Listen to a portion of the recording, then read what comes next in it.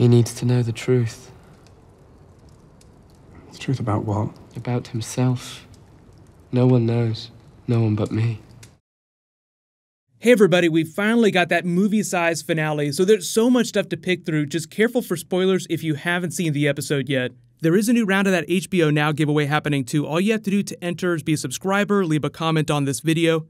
So RIP The Wall. There was this really awesome shot when it was snowing in King's Landing as Jaime was leaving. You go from the really big wide shot, which looks really beautiful. You could tell they definitely spent a ton of extra money to show King's Landing in its full glory. They cut to Cersei's floor map and you see snow falling all over it, and it's a great visual metaphor for what's coming. Winter is coming for all of Westeros. But I'll say right off the bat, this is probably one of the best episodes of the season, if not the best, just because of all the character moments. So some of the characters had their best scenes of the season in this episode, particularly Tyrion, who's been a bit of a problem this season. So let's just go through top 10 WTF. This is going to be a little bit longer because the episode was longer.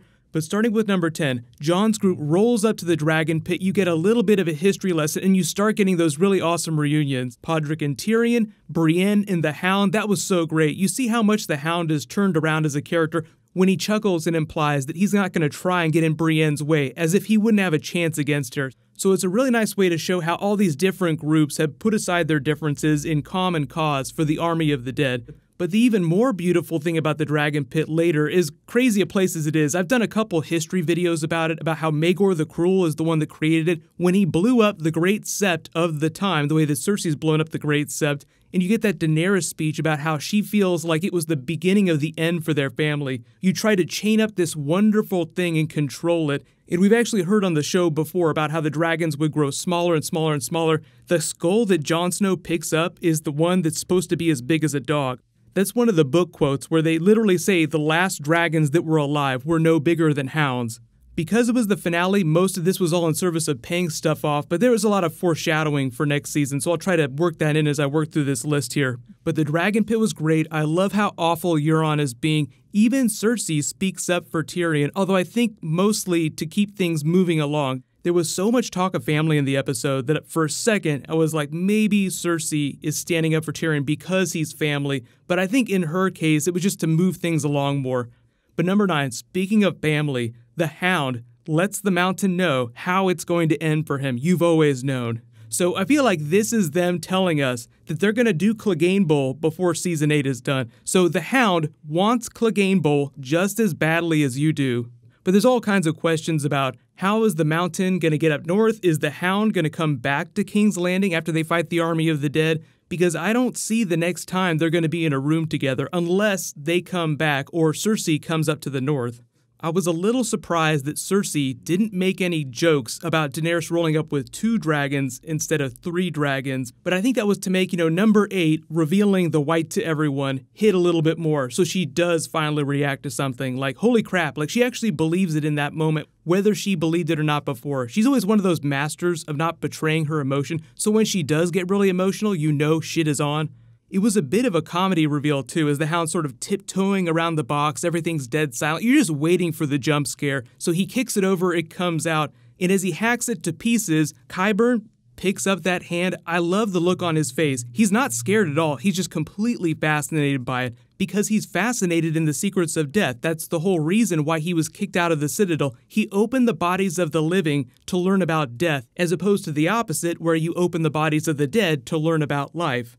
So if there's anybody in King's Landing that is excited about the Army of the Dead right now, it is Qyburn. Like, holy crap, I can learn so much from this. Maybe he'll have some sort of solution to help out Samwell, but Samwell's really the one with all the information from the Citadel. They've already explained what Euron's up to, how he's going to get the Golden Company and bring them back. I was surprised by how quickly they paid off that Euron storyline. I would have thought they would have saved that for Season 8, some big reveal, like, oh, you thought that we went back to Pike. Nope, we came back with 20,000 soldiers, horses, and elephants. Just think of what those would look like in the Army of the Dead. But they hit a couple nice beats with the characters. Even Brienne and Jaime get a brief moment, which is probably the whole reason why they wanted her in King's Landing, so they could have that Jaime moment where she says, fuck loyalty. They rake Jon over the coals about his loyalty. This is going to get you killed. Ned Stark was an honorable person. Look what happened to him. And I think that's more to provide a counterpoint for Cersei in the episode. So number 7, the Cersei Tyrion scene. fantastic. Probably Tyrion's best scene this season. It's almost like they were saving all the good stuff for Tyrion for this moment when he was with Cersei, and they just unload on each other. But you actually learn that Cersei understands that he didn't kill Joffrey, but still blames him for Myrcella and Tommen. And she traces it all back to his killing of Tywin. But, then he also throws their mother in their face. I killed our mother. You can blame me for that too. Their scene's better than Jaime and Cersei's scene at the end of the episode, even though that was a bigger payoff. Like, Jaime is finally leaving Cersei. But number 6, Littlefinger and Sansa's last big scene together, where he starts to imply that Arya wants to kill her, she's worried about what Jon Snow's doing with this alliance with Daenerys, and you have to sort of work this moment in reverse from what ends up happening to Littlefinger later when he gets killed by Arya. Like, at what point did Sansa learn about what he did in King's Landing? Because we didn't see that conversation with Bran. So what I think the idea is that as of last week's episode, when Arya's still going at it with Sansa, they're still being genuine in that moment. But Arya's already had that conversation with Sansa earlier in the episode where she basically tells her, that's not me. I don't want to be the lady of a castle like you did. So I think that Littlefinger's critical mistake is when he suggests that Arya wants to be the Lady of Winterfell, and Sansa had just gotten done going back and forth with Arya about how she didn't want any of that. So it's a little hard to read Sophie Turner's face here, but you see her pause a little bit. I'm guessing that after this happened, then she went to talk to Arya and Bran. Then they learned about all the stuff that happened at King's Landing, him betraying Ned Stark, him being responsible for Jon Arryn precipitating everything that led to the War of the Five Kings. Although he wasn't completely responsible, he was definitely behind most of it. But there had to have been a scene where Bran explained all that to them because Sansa only knew about a little bit of it. She knew about Littlefinger killing Lysa, but all the stuff back during Season 1, the King's Landing Ned Stark stuff, she and Arya wouldn't have known about any of that unless Bran told them. And I'm assuming that because Bran was sitting in the room during this scene, they had just gotten done talking to him. But number 5, that amazing Theon scene with Jon, where it's basically like a version of Brienne and Jaime, where Jon's good qualities have started to rub off on Theon, and now he's inspired to go rescue his sister, but he's at war within himself, and Jon gives him the big speech about how you don't have to pick one or the other, Stark or Greyjoy. You don't have to betray one to honor the other. He has that great Fight Club scene where he takes down the person who fished him out of the water. He's the stepping stone that Theon needs to inspire the others, and it's really that small band there to go save Yara, so that's going to be a big Season 8 thing. The other important thing in that Jon conversation, too, is sort of the hat tip for Targaryen stuff happening in the future, like how is Jon Snow going to deal with the reveal that he's half Targaryen? And it sounds like incest bomb aside, he'll actually be able to deal with it relatively well, because that's basically what he tells the Theon, is that you don't have to pick one family or the other. So we got a big battle between Euron and Theon happening in Season 8. But number 4, Arya executes Littlefinger. So it's such a big character death, but I'm just so happy that they're moving past this garbage Sansa-Arya storyline. Like I said earlier in the video, there's a certain point at which they figured out what Littlefinger was doing after Bran explained all of his treachery. So I feel like that all happened off screen and we weren't meant to see it just so we could get this surprise here, whether or not you were surprised. I mean, I really felt like Littlefinger was going to die this season. So when she turned her head and Littlefinger's like, what are you talking about? I have no idea about this treachery you speak of.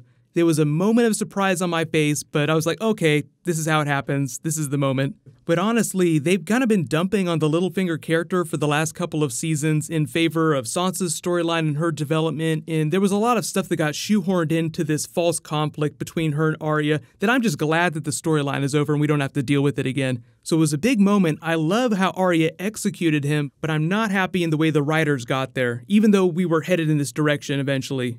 But number 3, Samwell rolls up with Gilly, and we learned that he actually paid attention when she was talking about the maester who recorded all of his craps. So you brush through it really quickly. I was surprised by how quickly they rolled into that flashback. You get the Rhaegar-Lyanna marriage, and I actually laughed a little bit when Bran was like, his name is actually Sand, because bastards in Dorne are named Sand. And I almost wanted to shout out, no, he'd actually be a Waters, because he was born to a Targaryen. His father would have had naming rights. It's not just where you're born, it's actually who you're born to. But you can argue about what his true bastard name would be because they revealed that his real name is Aegon Targaryen. So it's a really cool reveal, really happy they finally paid that off. But it also raises some interesting questions too, because there's the fake Aegon of the books, and if George R. Martin explained that Jon's true name is Aegon, then it's only more confirmation that fake Aegon is actually a Blackfyre, not a true Targaryen. But because fake Aegon is pretending to be the baby of Rhaegar and Elia Martell, it reminds you that Rhaegar already had a son with Elia named Aegon. So why then is Rhaegar obsessed with having a new baby, the fulfillment of the prophecy, in naming it Aegon again? Did he just change the name of his last baby? Like, he just has a bunch of babies named Aegon now. So you guys can let me know, do you think that his name will also be Aegon in the books? Because even though they change minor things and bump up character storylines, big reveals like that, like R plus L equals J, feels like it would have to be relatively true to the book reveal. But Bran is amazingly lucid in this scene, and I love when Samwell rolls up and he explains how he's the Three-Eyed Raven, and he gives him the same look that Sansa gave him. I don't know what that means. That's like the default reaction to Three-Eyed Raven. I have absolutely no idea what that means. But as they make the big reveal about the marriage, his true name, you get to boat sex. And as, fun as this big payoff is, like, okay, this incest bomb is going to blow up in season 8. It's going to be so fun to see what they do with it. You see Tyrion's face off in the hallway looking very concerned, like, ooh, this might not end well. Like, he's not excited for them. He actually looks worried, like this might end badly. But if you remember earlier in the episode, they actually tipped the hat to future Daenerys baby possibilities because as she's explaining the end of the Targaryen family in the Dragon Pit, she reminds us, like she literally says, I will never have more children. And I actually just posted a video about the Mirri Maz prophecy. She shouts her out too. The woman who murdered my child and my husband told me that I would never have children again. So I'll add a link for that at the end of this, but it's all just clues pointing to the possibility that Daenerys could become pregnant at some point in season 8. And I don't know that we'd ever see the baby be born on the show because there's not that much time, but we'll see. I'll talk more about that in my season 8 predictions video.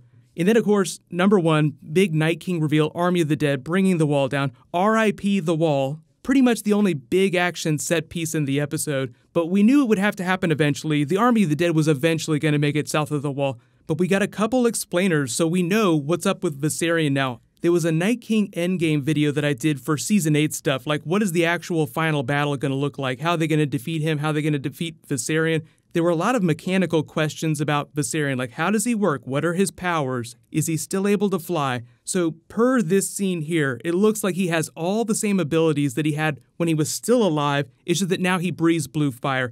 And for those of you wondering whether or not that makes sense, I think the idea is that the Night King's magic is just preventing him from exploding into flame because flame kills whites. Now that he's an undead white, if he breathed flame, he should then also burst into flames.